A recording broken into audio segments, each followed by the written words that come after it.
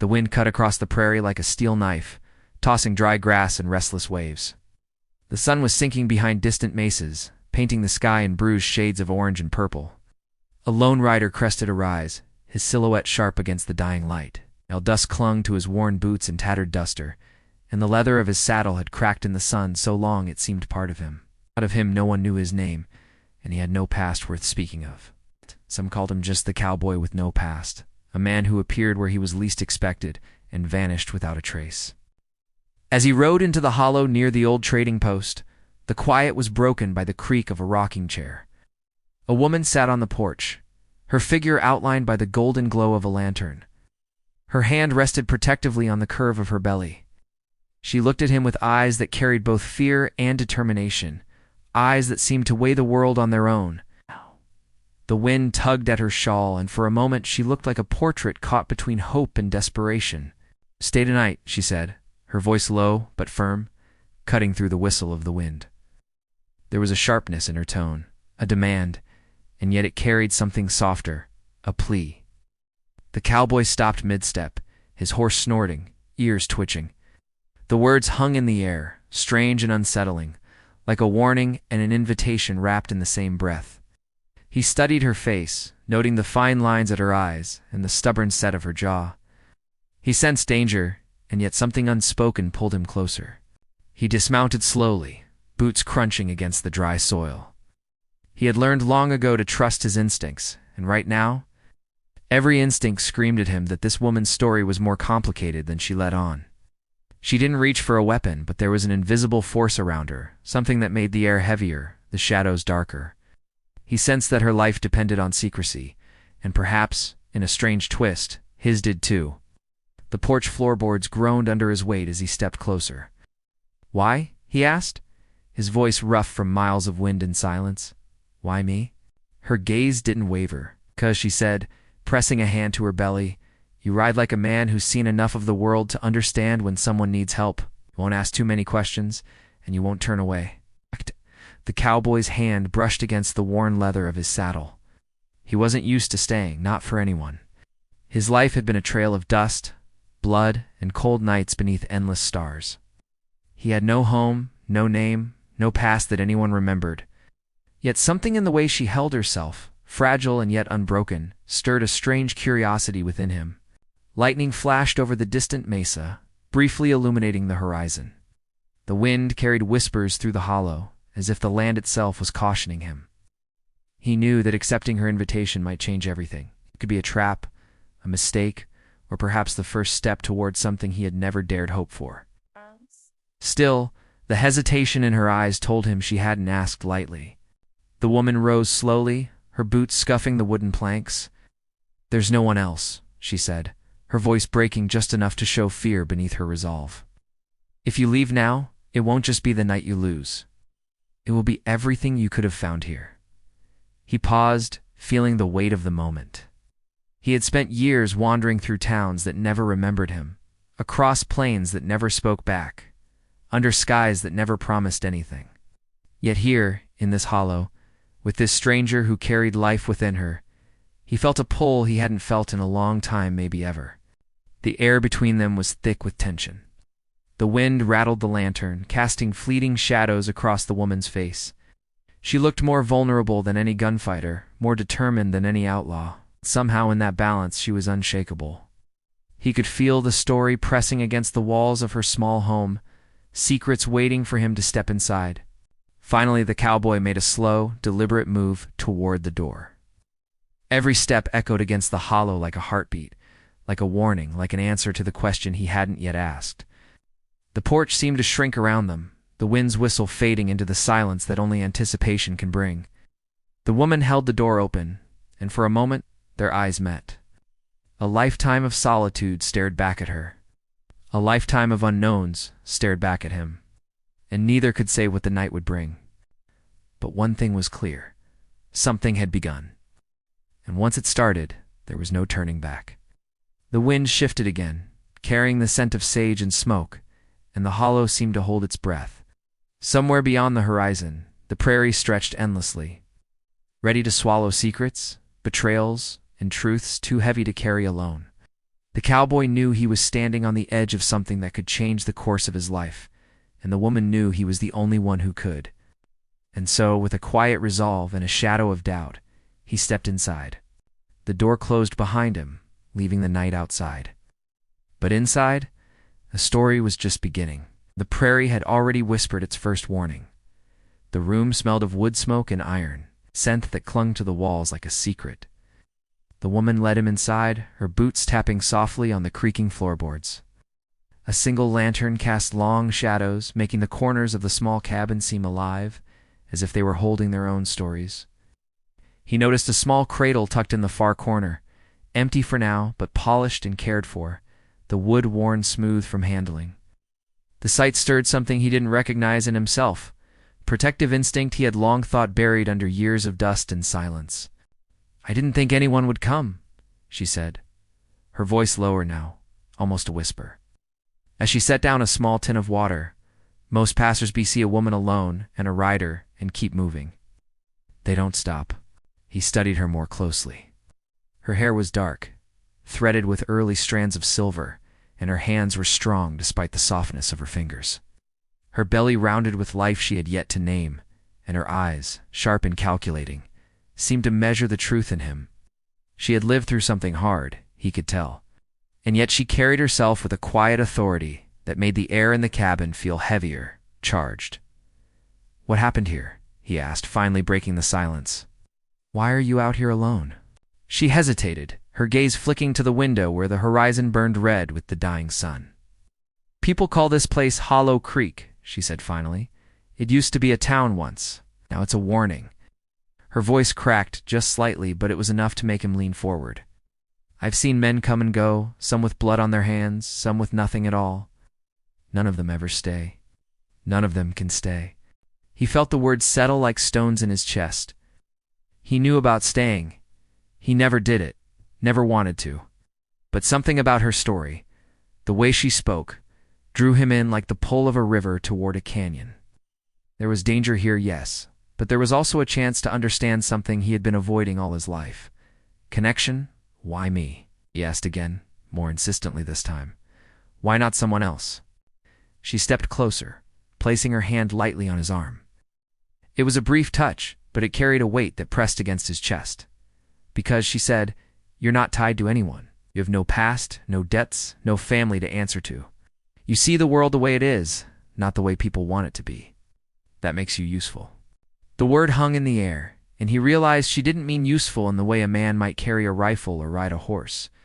She meant useful in a way that involved trust, judgment, and survival. And though he hated needing anyone, hated the idea of being drawn into someone else's troubles, he found himself listening, every nerve alert, every instinct aware that danger lingered just outside the thin walls of the cabin. She moved to the hearth and began to stir embers, coaxing them into life with a piece of dry kindling.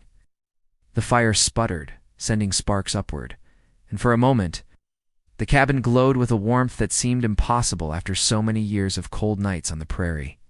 "I didn't choose this life," she said quietly. "I was given it, and I've fought to keep it quiet, but now, things have changed. Someone is coming, someone who will not stop until they find me." He watched her, noting how her hand rested protectively on her belly again.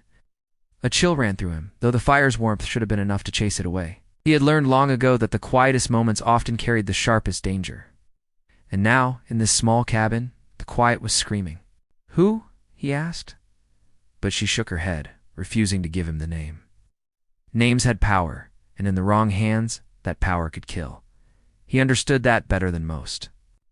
The shadows outside the window stretched long and jagged, and the wind rattled the doorframe, a reminder that the world beyond the cabin was neither forgiving nor kind. She sank into a chair near the table, folding her hands over her belly. "I've been running for months," she said, "through dust and storms and towns that don't ask questions. I thought I could hide. I thought I could protect what's coming. But the land remembers everything, and people. Well, some people never forget a wrong." He leaned against the wall, arms crossed, trying to read her like a map. She was more than a frightened stranger.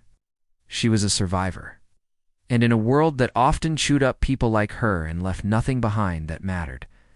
He could see it in the way she moved, in the careful way she spoke, in the fire in her eyes. She had been forced to grow stronger than anyone should have to.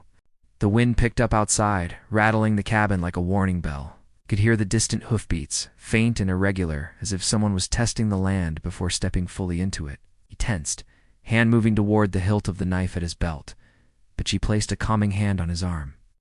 "Not yet," she said. "If they come too soon, it'll be worse. Let them think I'm alone. Let them think I'm easy prey. Then we'll see." He nodded slowly, understanding more in that single command than in hours of talk. She wasn't asking for help. She was commanding it. For the first time in years, he felt the pulse of purpose returning to him, the kind that made a man feel alive instead of just wandering.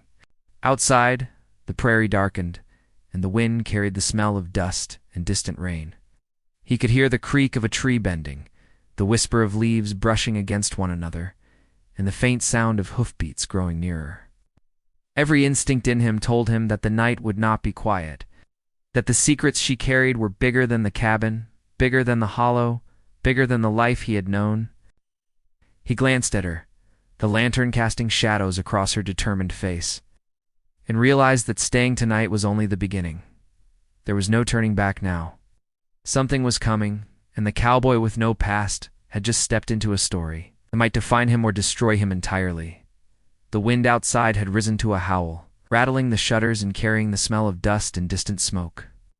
The cowboy with no past stood by the window, his hand resting lightly on the cold wood of the sill. He could see the silhouettes of maces against the darkening sky, the edges sharp like knives. Somewhere beyond the hills, hoofbeats moved steadily, slow and deliberate, as if the riders were testing the land, sensing the hollow before they revealed themselves. He didn't flinch, but his jaw tightened. Danger had a name now, even if he didn't know it yet.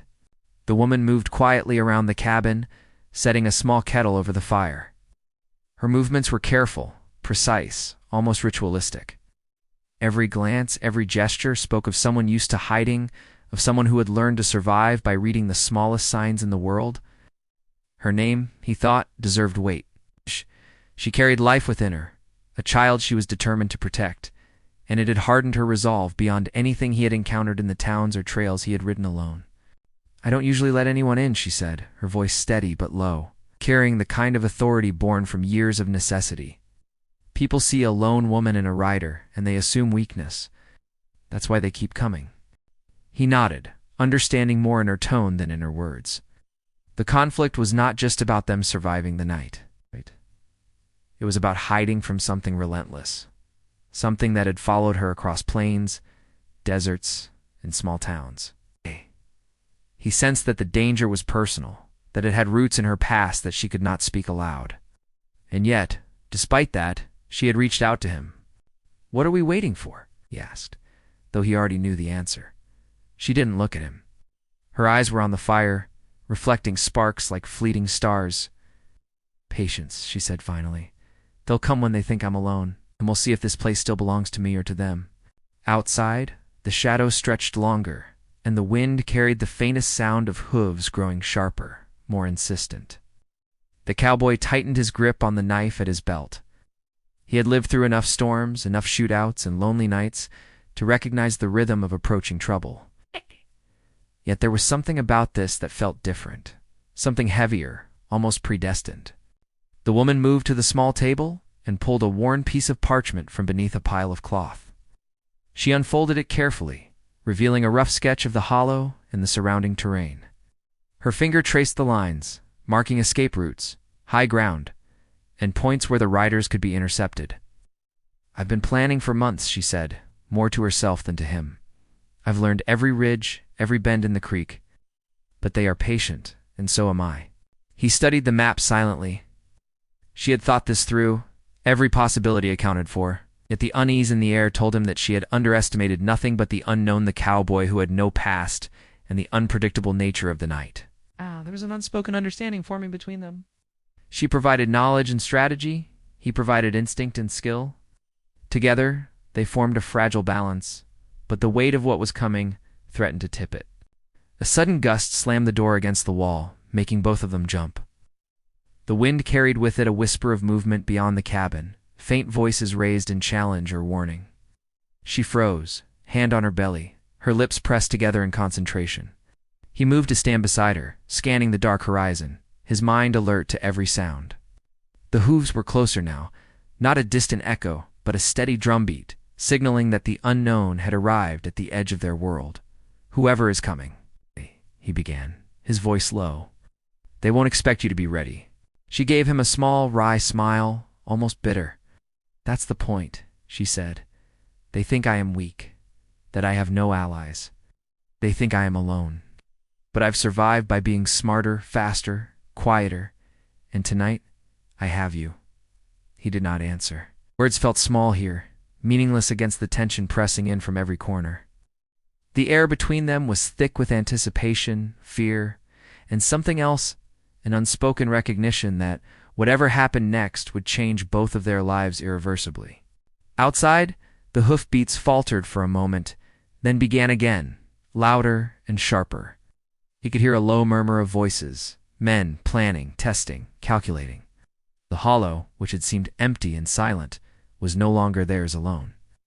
The prairie around them held the sound of approaching conflict, history pressing down, of choices waiting to be made in the dark. The woman stepped closer to the fire, her eyes reflecting its glow, and for a moment the small cabin seemed like the only refuge in the world. But the tension didn't ease. It deepened. Each shadow seemed alive, each flicker of light a possible threat. He could feel the danger pressing in, not just at the door, but through the walls, the air, and the very ground beneath them. She spoke again, her voice calm, but edged with urgency. "They'll try to take what I carry. They'll try to make me disappear. I won't let them. Not tonight. Not ever." He nodded again, silently acknowledging the unspoken pact forming between them.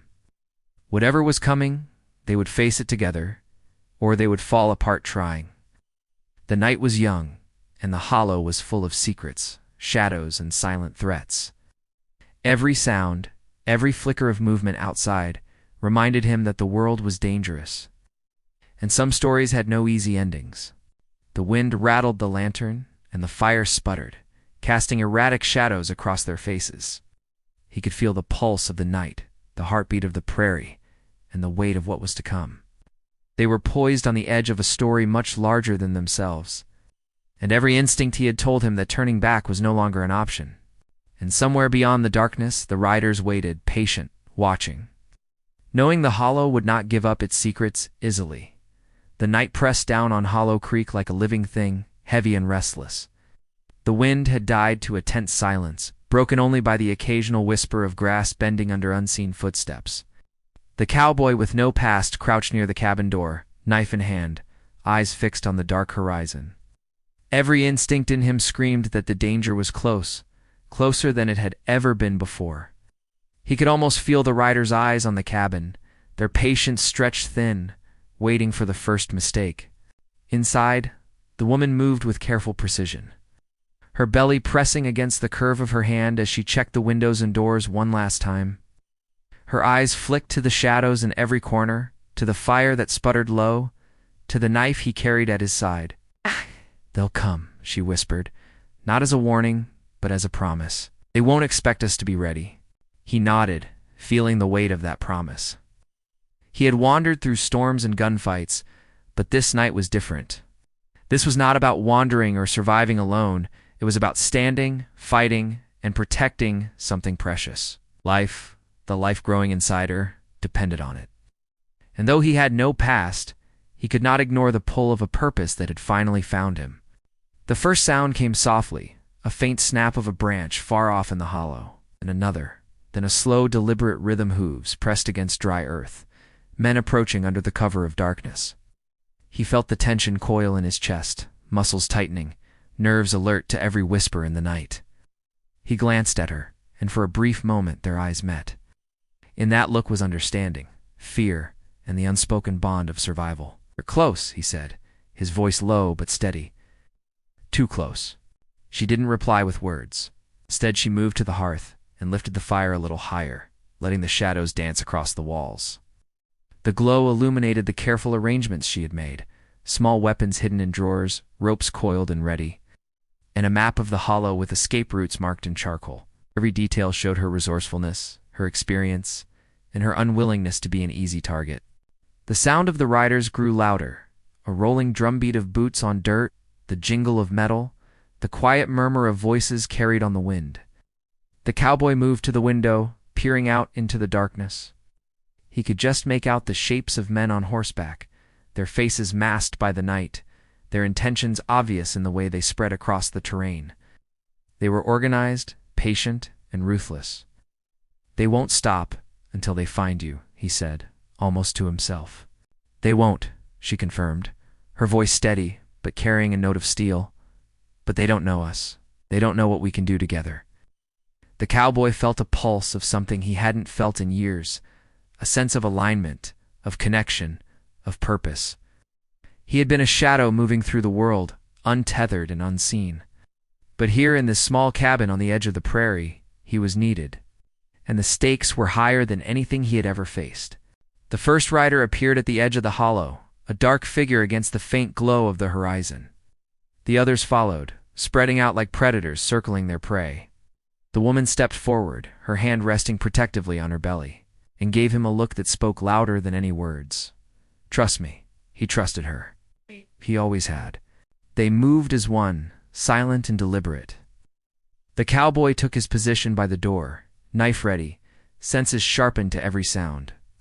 She positioned herself near the hearth, not hidden, but visible enough to draw attention. It was a gamble, and both of them knew it. The riders would not expect resistance, and that would be their advantage. The night stretched thin, every second measured, every shadow a potential threat. The air smelled of dust, smoke, and iron, and the tension pressed on them like a physical weight. Somewhere in the distance, a hawk cried, and the sound seemed louder than it should have been, sharp against the drumbeat of hooves. One of the riders broke from the line, moving closer, testing the hollow, testing their resolve.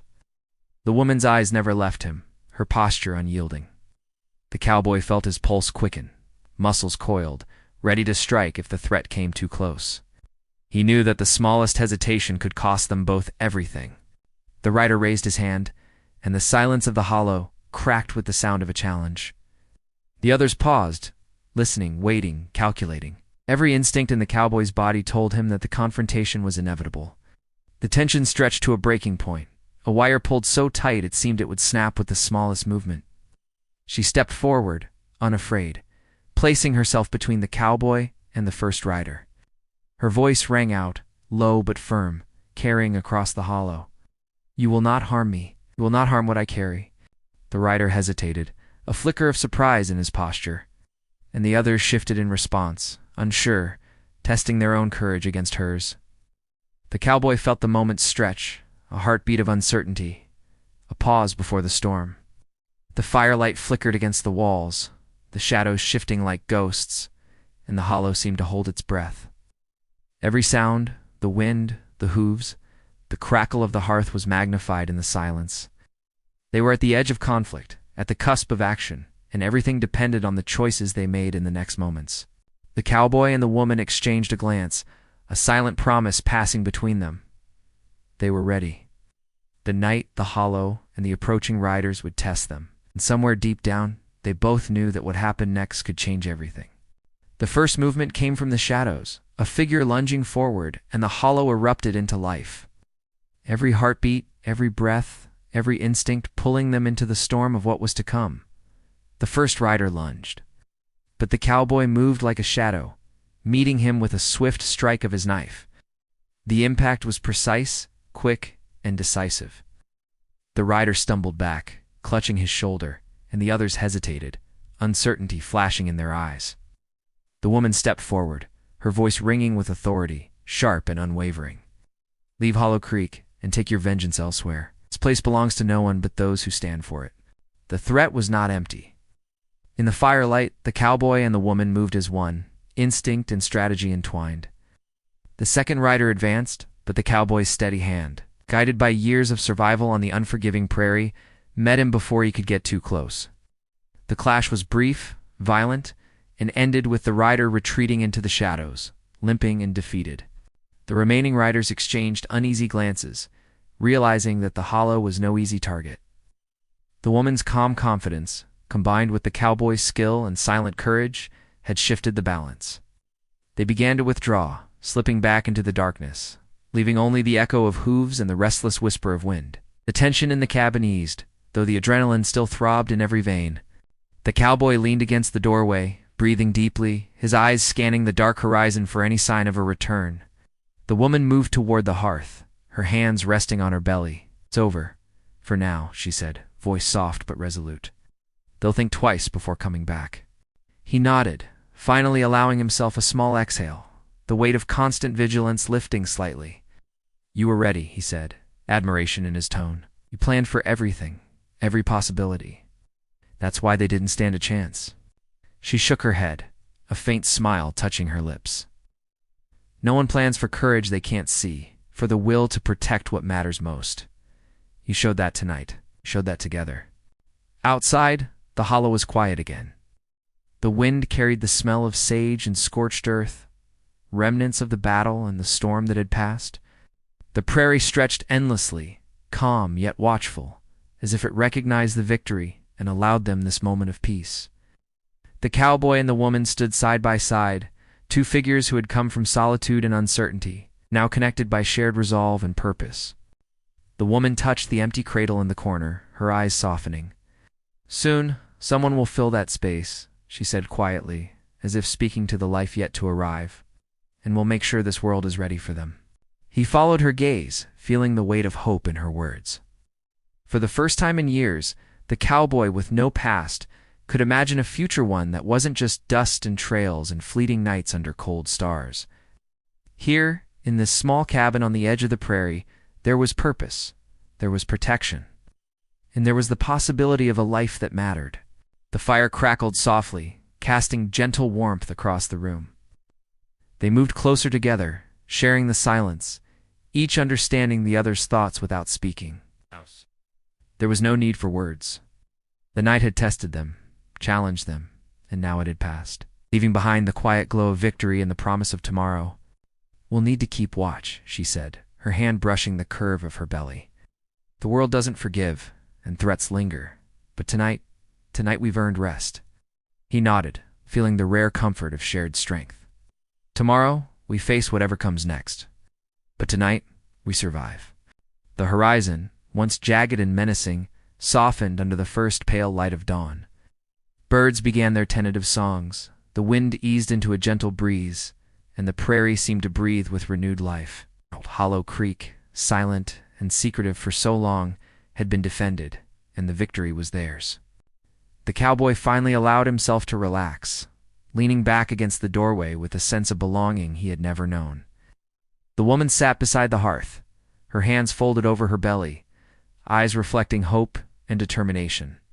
They were no longer just a stranger and a wandering man. They were allies, guardians, and a family in the making. A sense of quiet triumph filled the cabin.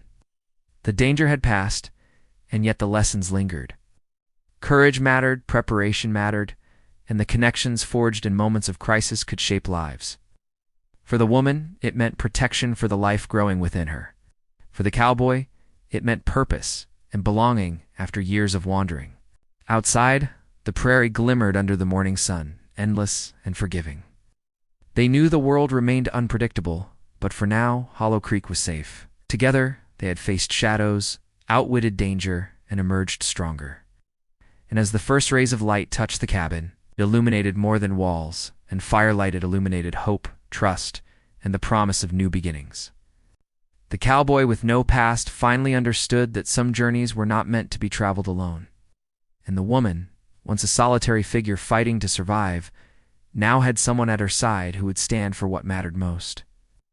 The hollow, once a place of fear and isolation, was now a sanctuary shaped by courage, trust, and the determination to protect life and love. And as they looked out over the endless prairie, the future stretched before them, not empty, not uncertain, but full of possibilities, waiting to be claimed. The wind whispered through the grass one last time, carrying with it the quiet victory of the night and the promise of a life finally worth living. Together.